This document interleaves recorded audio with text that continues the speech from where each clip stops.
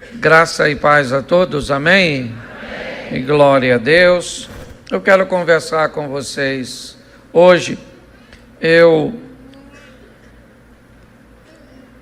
estava... Todas as vezes que nós vamos pregar, eu acredito que todo pregador sempre fica muito atento àquilo que está acontecendo no culto. E ao utilizar a palavra em Lucas 19, o pastor Paulo estava falando de Jericó, uma palavra que Deus me deu esses dias e que estava no meu coração para eu compartilhar com vocês. Jericó, até hoje, aqueles que vão visitar a Terra Santa, pouquíssimas caravanas não passam por Jericó. Apesar de ser um ambiente aparentemente hostil, pois está sob o domínio dos palestinos, deixar de visitar Jericó é uma perda muito grande. E em Jericó, 3 coisas normalmente chamam a atenção até hoje. Lá é designado o Monte da Tentação, ou seja, diz que foi naqueles montes próximos a Jericó que Jesus foi tentado por Satanás, ok? E Jesus vence as investidas do inimigo.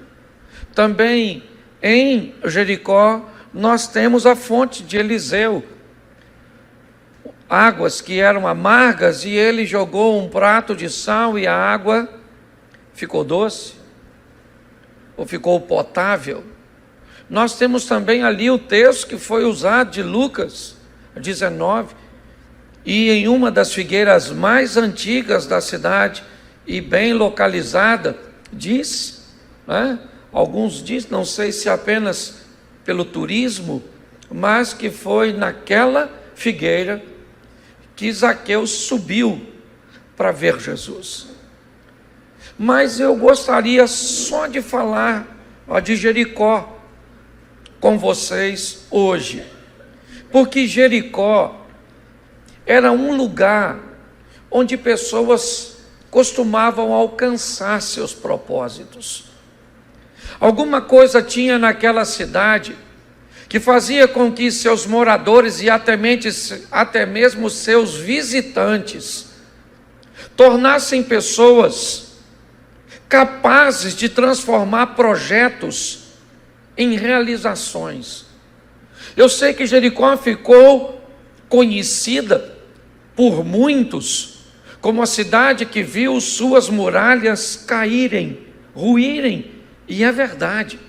Mas era uma cidade tão forte, uma cidade tão preparada, tão estruturada, que para derrubar Jericó foi necessário fé e não armas. As muralhas só caíram mediante a fé daquele povo que obedecia a Deus, circulando a cidade em obediência ao Senhor. Meu propósito hoje, até o fim desta mensagem, é criar em cada um de nós um ambiente que nós vamos denominar Jericó.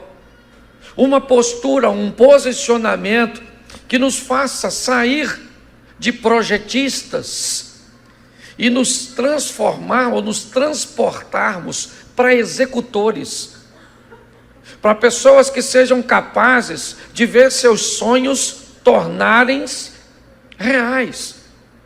Porque muitas pessoas planejam mudar seu casamento, planejam mudar suas finanças, planejam entrar num ministério bem-sucedido, fazer qualquer tipo de realização, mas o tempo passa e elas continuam tratando as coisas como projetos que se transicionaram de 2015 para 2016, 2017, 2018, 2019, 2020, e ainda é um projeto emagrecer, ainda é um projeto falar inglês, ainda é um projeto voltar para a faculdade, ainda é um projeto se casar, ainda é um projeto. Então, meu propósito hoje é estimular você, sabe, a viver o extraordinário quando? Quando? Hoje. Não dá para deixar para amanhã. O negócio é hoje, certo? Mas para que a sua vida mude, sua mente precisa mudar. Quando nós olhamos para João 3, nós vemos um homem chamado Nicodemos inserido no judaísmo. O judaísmo foi onde ele cresceu, foi onde ele foi gerado. O judaísmo para Nicodemos era um ventre. Até que um dia a presença de Jesus fez ele tirar a cabeça desse ventre e dar uma olhada para o que Jesus estava fazendo. E quando a cabeça de Nicodemos saiu e olhou, não tinha mais como ele voltar para aquele ventre. O próximo caminho tinha que ser sair daquele ambiente. Por isso, na história dele é usado o novo nascimento, porque uma criança não nasce pelos pés, ela nasce pela cabeça. Quando a sua cabeça passa para outro nível, sua vida vai para o nível que sua cabeça visualizou. Levar as pessoas a pensar de uma forma ampla, a caminhar para uma nova fase da vida, é o grande desafio. O grande desafio de Moisés não foi ver o mar se abrir e tirar o povo do Egito. O grande desafio de Moisés foi ver o Egito deixar o povo. O povo saiu do Egito, mas a mente do Egito continuava sobre o povo.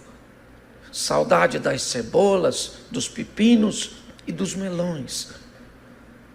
Se nossa mente muda, nosso casamento muda. Se nossa mente muda, nossas finanças mudam. Se nossa mente muda, a nossa vida muda por inteiro. O grande problema é como fazer isso, levando para a minha vida o ambiente de Jericó, o ambiente onde as coisas acontecem. É isso que eu quero mostrar a você. Se você gosta de anotar, vale a pena, certo? E eu quero começar no Velho Testamento. Josué capítulo 2, verso 13, diz assim: de que conservareis a vida do meu pai e a minha mãe, como também os meus irmãos e as minhas irmãs, com tudo que tem, e que livrarei as nossas vidas da morte. Preste atenção que era o sonho de uma meretriz. Onde ela morava? Jericó. Raabe era uma prostituta que vivia na cidade de Jericó. Mas ela tem um sonho, e um sonho que não vai dar para realizar. Não vai dar. Além dela não pertencer ao povo escolhido, ela ainda tem um estilo de vida reprovável. Se ela fosse naquele momento uma cidadã de Israel, ela já teria sido banida ou morta pela prostituição. Ela era alguém que vendia seu corpo, e o corpo é o templo do Espírito de Deus. Nós estamos no Velho Testamento. Profanar o corpo era algo, impensado. Mas essa mulher nutre um projeto de ser salva, e muito mais, um projeto de ver sua família salva. Mas como ela vai conseguir isso? Tudo é contra ela.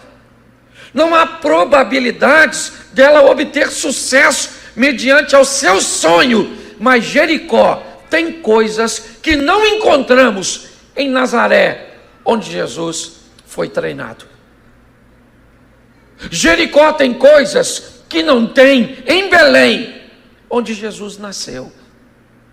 Jericó tem coisas que não vemos nem em Cafarnaum, onde ele estabeleceu uma base de seu ministério.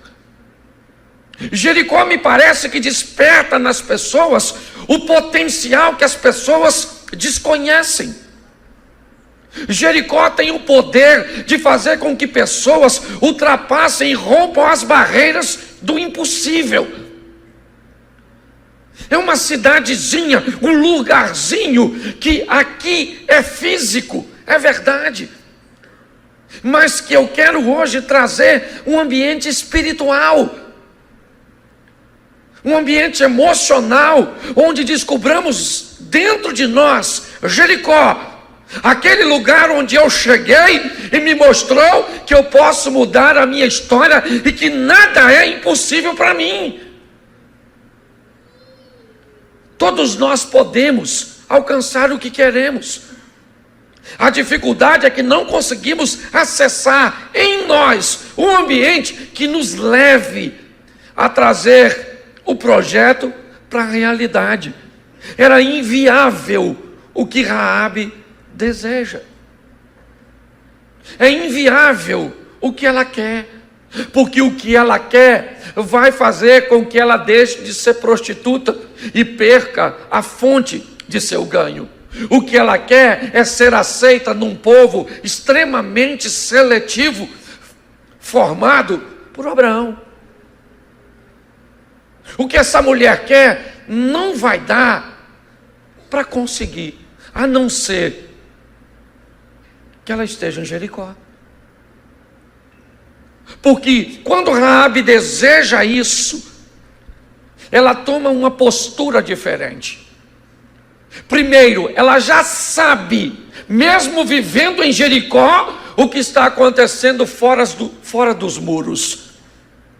Raabe é alguém que tem acompanhado a história do povo que saiu do Egito por mão forte.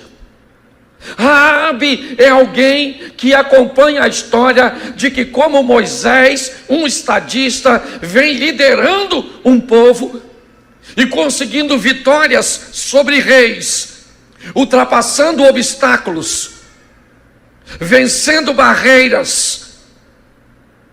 E essa mulher ali dentro está acompanhando tudo o que está acontecendo lá fora. Quando os espias entram na casa dela, ela põe sua vida em risco.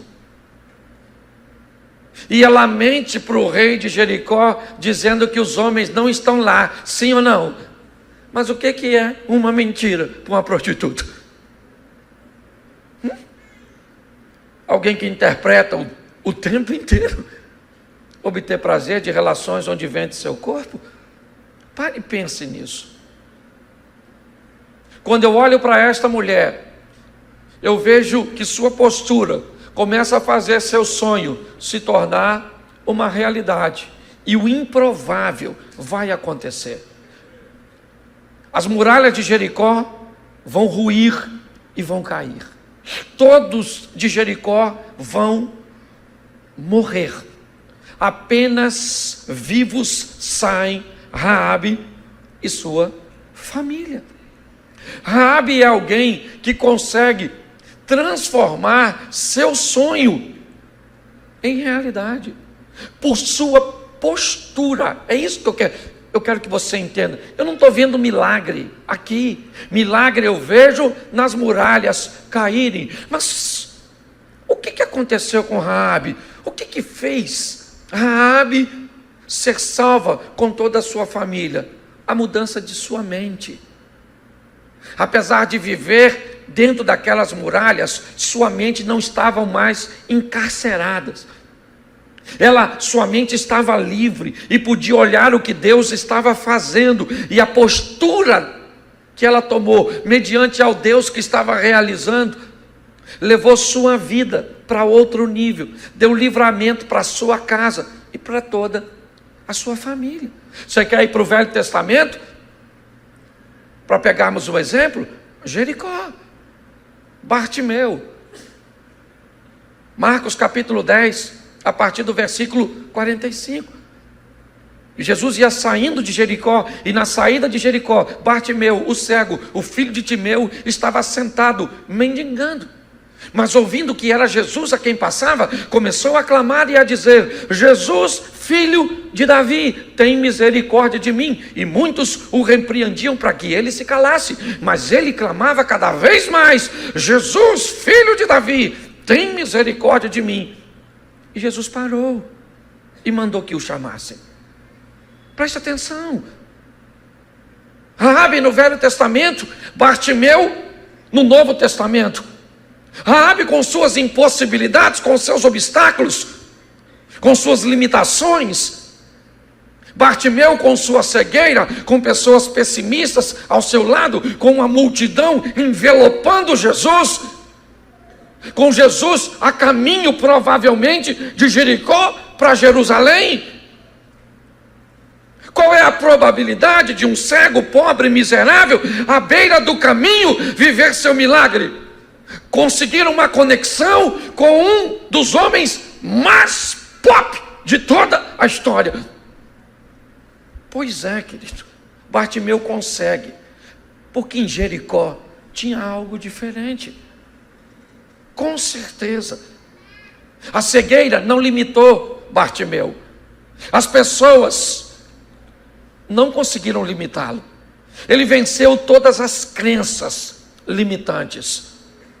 Todos os obstáculos são banidos da sua frente, porque ele está num ambiente mental, ele está num ambiente emocional, onde não adianta pessoas pessimistas, não adianta multidão cercando Jesus, não adianta a sua cegueira, não adianta as suas limitações.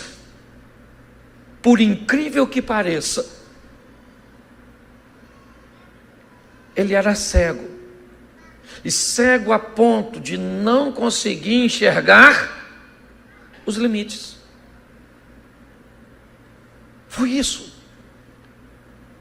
Naquela cidade, naquele ambiente, Bartimeu consegue romper com tudo isso e continuar focado, continuar dizendo: ele vai me ouvir, cala a boca. Não, ele vai me ouvir. Mas você é cego, mas ele vai me ouvir. Mas você é pobre, mas ele vai te ouvir. Mas tem muita gente que está interessada em chamá-lo ou chamar a sua atenção, mas ele vai me ouvir. Preste atenção. É nesse ambiente, sabe? O milagre acontece depois de um posicionamento. É isso.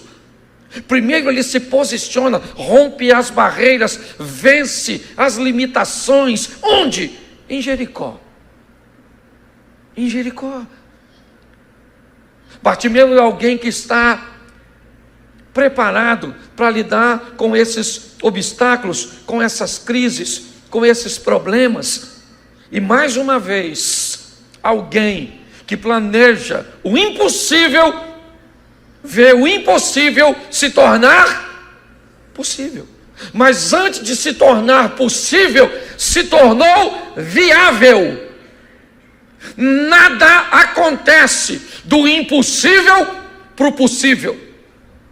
Primeiro coisas passam do impossível para o viável. Quando pessoas conseguem enxergar que é viável, que ninguém pode fazer, mas que Cristo pode, que coisas não podem acontecer pela mão humana, mas Deus pode mover a mão e fazer, nós começamos a tirar o impossível para o viável. E quando o impossível vem para o viável caminha para o possível. E o possível traz a realização. Por que pessoas nunca vivem? Porque sempre estão no campo do eu preciso que Deus faça por mim o impor. Pois é, não vai rolar. Traga o impossível para o viável. E o que traz o impossível para o viável é a fé. Entendeu? E fé sem obras é morta. Raabe não ficou quietinha na casa dela. Ela se posicionou, abrigou os espias, se confrontou, colocou sua vida em risco, criou um ambiente de fuga, negociou a libertação de sua própria vida e de sua família. Bartimeu não ficou sentado quietinho e Jesus foi até ele. Não, ele gritou, as pessoas disseram, e aqui o que ele está fazendo? Transformando o possível ou o impossível em viável. E quando ficou viável, Jesus diz: parei aqui, chama o cara que está me gritando. E diga-se de passagem, gente, Jesus estava envolto numa, me ajuda aí, numa? Você acha que tinha gente que estava precisando de um milagre? Sim ou não? Estava? Tinha um montão de gente atrás de Jesus querendo milagre? E quem é que furou a fila? O Bartimeu. Eu imagino o Bartimeu passando, alguém levando, e as pessoas perguntando: quem é? Sei lá. Dá licença, dá licença, dá licença, dá licença. Mas por quê? Eu faço parte da comitiva, do chefe dos crentes. E esse aí, ele mandou chamar esse aí, nem sei quem é também não. É um ceguinho que estava aí. E o Bartimeu quietinho. Passando. Às vezes ser cego é bom. Você sabia que às vezes ser cego é bom? Porque cego não vê obstáculo. Às vezes enxergar é tão ruim que eu estou pregando agora, você está pensando, querendo me enganar aqui. Viável, impossível, viável. O senhor nem conhece o meu marido, a minha sogra, você não sabe quanto eu estou devendo, você não sabe qual é o tipo de doença que eu tenho. Vai matar você. Com esse pensamento, vamos cantar uma música fúnebre? Ô, gente, eu estava vendo uma reportagem essa semana, ontem. Na verdade, eu estava vendo Largados e Pelados.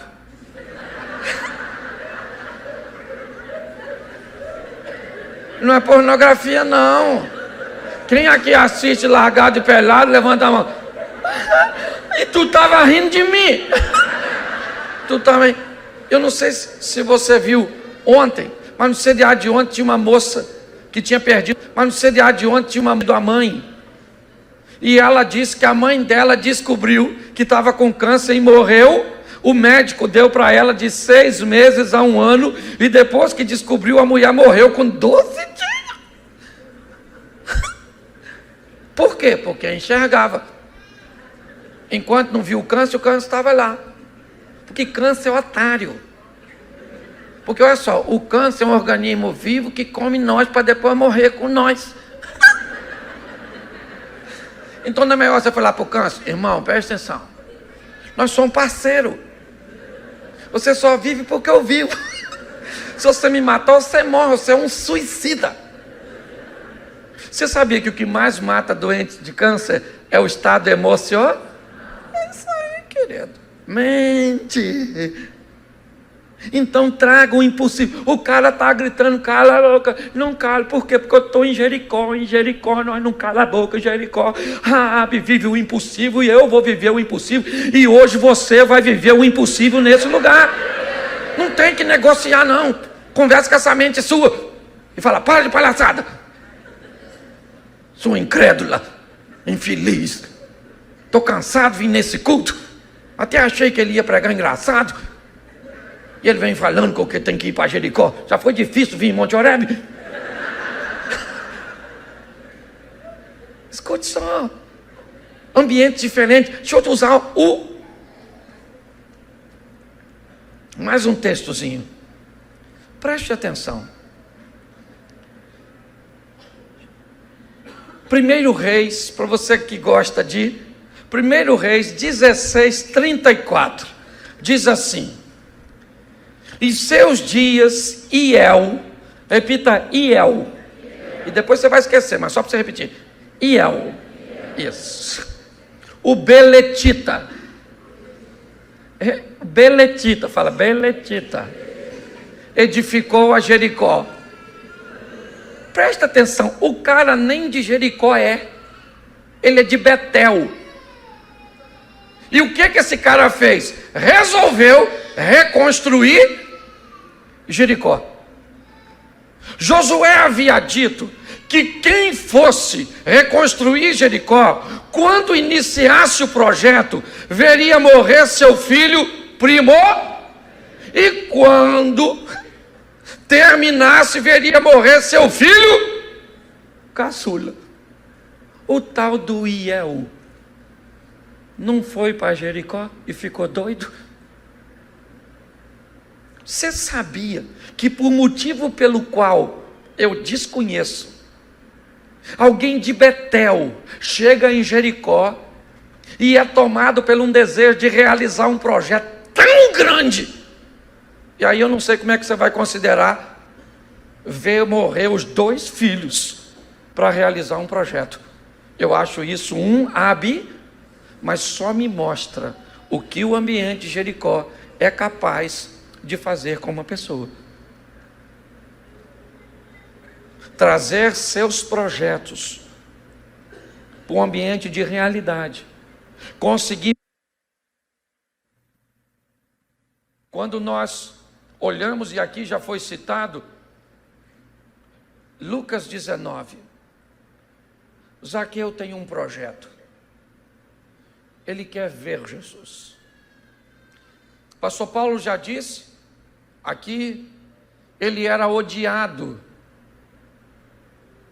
por seu povo, porque ele foi alguém escolhido do próprio povo para cobrar imposto de seus irmãos. Roma utilizava desse artifício para ter uma margem de sonegação pequena. O que é que Roma fazia? Assim como os gregos, o ambiente do helenismo, a difusão da cultura grega, o que é que os gregos faziam?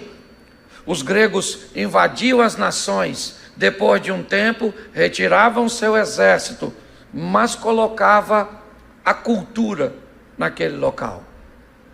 Roma, diferente, em algumas situações, ela chega num determinado local e pega alguém muito conhecido, que conhece as posses de todos, e dá a ela um cargo protegido pela águia romana, e dá a esse cobrador uma porcentagem sobre a coleta de impostos.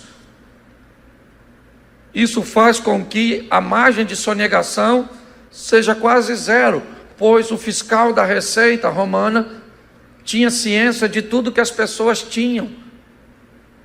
Então as pessoas que olhavam para Zaqueu, olhavam com desdenho, olhavam como se ele fosse um traidor. Ninguém queria frequentar sua casa, até porque todos tinham a visão de que ele enriqueceu ilicitamente, e mesmo se não fosse desonesto, a profissão por si só e o cargo que ocupava já era considerado desonesto pelos seus irmãos, pelo seu povo.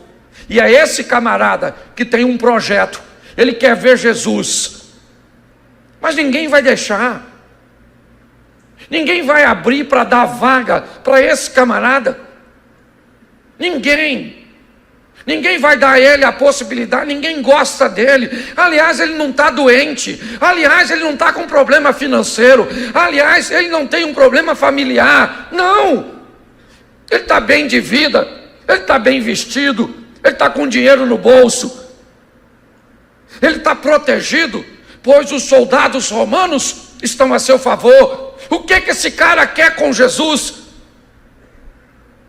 Ninguém vai dar lugar para ele. Mas ele está em Jericó, e Jericó é lugar de pessoas fazerem coisas muito estranhas. Jericó é ambiente onde pessoas tomam posicionamentos, reagem de certa forma que não são muito, ou não é muito convencional. Pois bem, se ele está nesse local e ele quer ver Jesus, não interessa a multidão, não interessa se gostam dele, não interessa se ele é ladrão, não interessa se ele é baixinho, não interessa nada, nada. Em Jericó, problema deixa de ser problema, porque quem chega nesse ambiente é capaz de realizar seu projeto. olhando para frente, ele enxerga uma figueira. Normalmente as pessoas não sobem nela, porque ela não gera fruto. Uma figueira que no máximo dará de contribuição para alguém a sua sombra.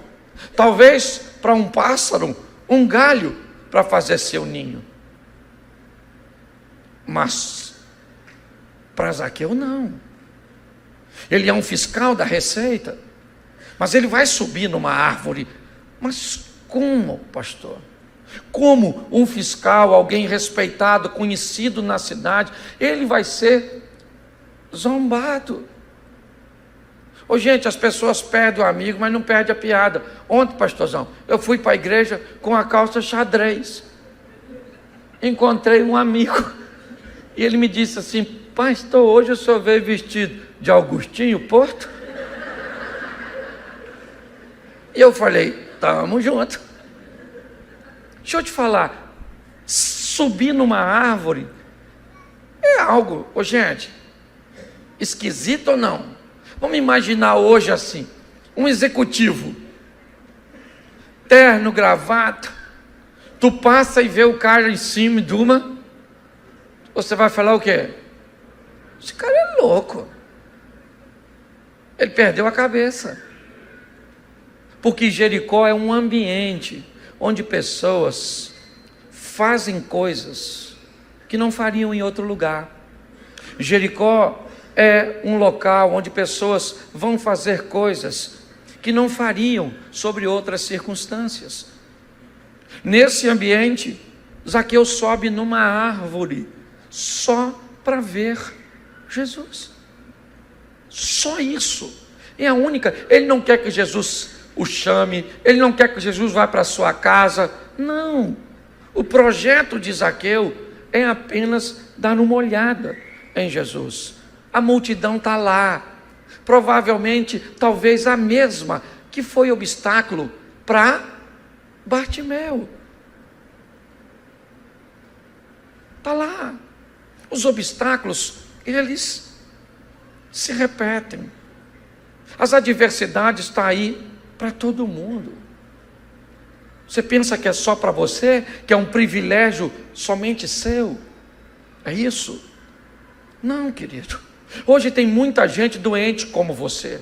Hoje tem muita gente sem dinheiro como você. Hoje tem muita gente pensando em se separar como você. Hoje tem muita gente que vai sair daqui e vai voltar para casa e lidar com um filho drogado, com um marido que vai chegar bêbado como você. Tem muita gente aqui hoje que não sabe como vai pagar a dívida amanhã, como você, independente do valor que ela seja. A verdade é essa. Talvez você tenha um sonho ministerial de ser um grande pregador, de ser um grande cantor. Eu não sei qual é o seu sonho. Eu sei que os obstáculos estão aí. E se você quer enfrentar os seus obstáculos em Nazaré, enfrente. Só lembre-se que Jesus não pôde fazer muita coisa em Nazaré por causa da incredulidade. Pare e pense. Quando eu olho para Jericó, eu vejo um ambiente salutar. Sim. Eu vejo uma cidade que ruiu, mas se reergueu. Vai lá hoje. Vai lá. Faz uma viagem e visita Jericó. Está lá de pé. Considerada, se não a mais antiga, uma das mais antigas, concorrendo com uma ou duas cidades da Ásia. É Jericó. Não é de hoje. E eu considero, por tudo aquilo que vi e li, para mim, a mais antiga do mundo. Porque não é de hoje que existem ambientes onde nós podemos ir para realizar coisas que não vamos realizar se não formos lá. Descubra hoje esse lugar dentro de você, que vai dar a você o potencial que você precisa para trazer seu sonho do caminho ou do ambiente abstrato para o ambiente concreto. Hoje, nós temos que criar aqui o Jericó. Pastor, mas o que é isso?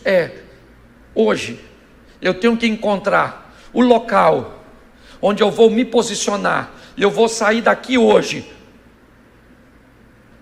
em Jericó, e em Jericó, eu vou manter a minha postura, e não tem problema, não tem adversidade, não tem cegueira, não tem multidão, não tem perda, não tem nada. Eu vou chegar onde eu idealizei. Chega. Eu estou cansado de ver gente. Eu estava hoje almoçando com minha esposa, falando isso. Falando, querida, eu estou cansado de ver pessoas estabelecendo projetos, criando situações que não conseguem sobreviver a nada. Nada. Onde é que as pessoas fazem seus projetos? Deve ser em Sodoma e Gomorra. Deve ser em Nazaré. Deve ser em ambientes onde as coisas não vão muito longe, vão ser destruídas com facilidade. Como eu disse, para derrubar a muralha de Jericó, querido, precisou de Deus entrar com providência, e foi Deus que derrubou. Olhe bem, crie esse ambiente hoje, para que você veja o seu milagre acontecer. Antes, você já viu dizer que a fé remove? A fé remove? Eu fui visitar um vizinho meu há um tempo atrás, e ele falou assim: Cláudio, a Bíblia diz que se você disser para essa montanha, sai daqui e lança para lá, ela vai. Você tem fé, Cláudio?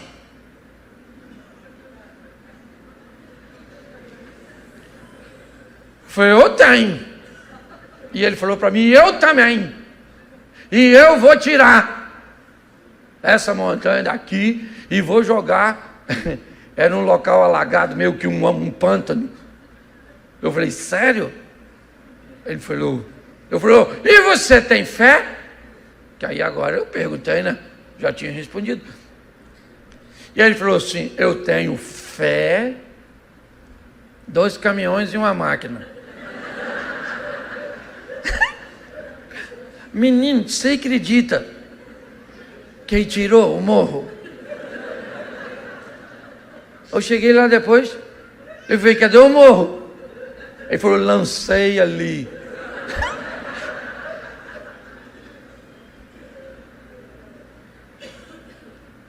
E eu pensei, olhei para o morro, que não era mais morro, agora era aterro. Olhei para o lugar do morro, ele ia fazer uma obra. Falei: cara, que cara de fé.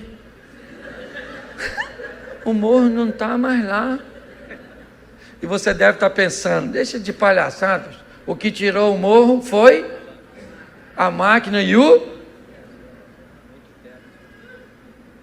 Mentira. Foi a fé.